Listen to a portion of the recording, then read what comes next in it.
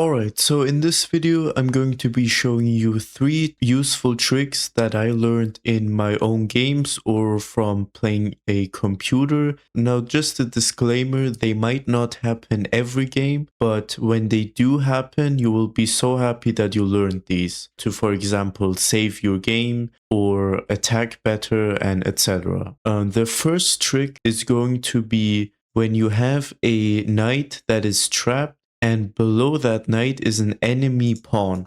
So the enemy pawn is controlling these 2 squares that your knight can't go to. And the way you save your knight is with these 2 pawn pushes. So d5 and f5. And what's so great about these 2 pawn moves is that not only are you just protecting your knight, when they capture you can just capture back, but also when they take en passant, you can just take back with your knight, and you're just completely chilling now. You even have an open F file that can be used to attack later in the game. You just saved your knight that was previously trapped, and this will definitely be useful at some point in your games. Okay, so let's go over to the next one. Alright, so the next trick is called the fishing pole or the hook, and how it works is that they push a pawn in front of their king, and they also preferably have a knight that is standing 1 square between the pawn that is pushed. And what you can do here is you can play a move like knight g5, seemingly sacrificing a piece. If they decide to take your piece, they will pretty much just lose the game on the spot, because you're going to take with your h pawn, unleashing your rook on the h file, and you're also attacking the knight. The knight can't even go forward anymore. These 2 squares are covered by the queen. This square is covered by the knight, although you don't even need to capture the knight. You can already go queen h5, and they pretty much just have to let you capture your piece back. They can't move their knight, and they have to play something like g6, and then you capture your piece back, and you're just completely chilling. You got your piece back, you have an open H file, and this is just completely fine. But if they decide to move their knight, they will right away just lose the game on the spot.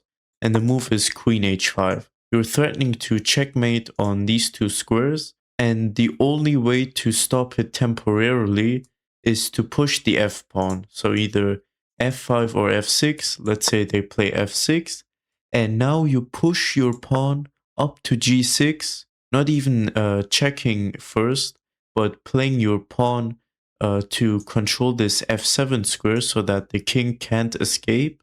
And now they can't do anything, and they just have to wait to get checkmated.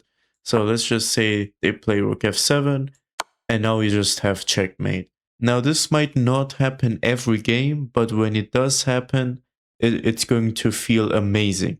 So on to our third and last trick. So this trick I actually won a game relatively recently, I would say. So the trick is when they pin your knight and they decide to not capture this knight, they will actually be in huge trouble. And let me show you what I mean by that. First of all, you're just going to attack the bishop and ask what it wants to do. And if they decide to be a little bit annoying with their bishop and not capture your knight, you actually have this really nice sequence. So you play g4 attacking the bishop, and they pretty much just have to drop back, otherwise they probably don't want to sacrifice a piece. And now you jump your knight into the middle like this, attacking their bishop, but you're not threatening to take right now. You're threatening to play h4, h5, trapping the bishop, after they decide to play h6 or h5 to save their bishop. Then you're going to take the bishop, and then they will have an extremely ugly pawn structure in front of their king. And then you can play moves like bishop d3 to already target this very huge weakness. And let's just say they decide to continue their plans with e6. Now you're just going to play h4, threatening to play h5. And they pretty much just have to play h6 now, so that their bishop does not get trapped. And now you take, they take back, and look at this huge weakness. Now you can just play a move like bishop d3, simply just threatening to take the pawn with check, and then they can't even castle anymore. So that's just extremely terrible. And the only good way to defend it is to actually move the king to protect the pawn. And then you can even continue with a move like h5. Let's just say they take. You're pretty much just guaranteed to play your bishop check on g6, and they will just have a very difficult time getting back into the game. You have these very nice light squares under your control, and you will pretty much guaranteed to face this at least like once every 10 games, I would say. You don't necessarily have to attack this pawn with a bishop.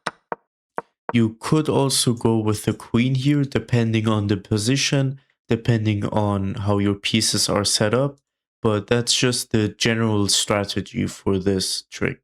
So if you managed to learn something and it was useful in one of your games, consider subscribing.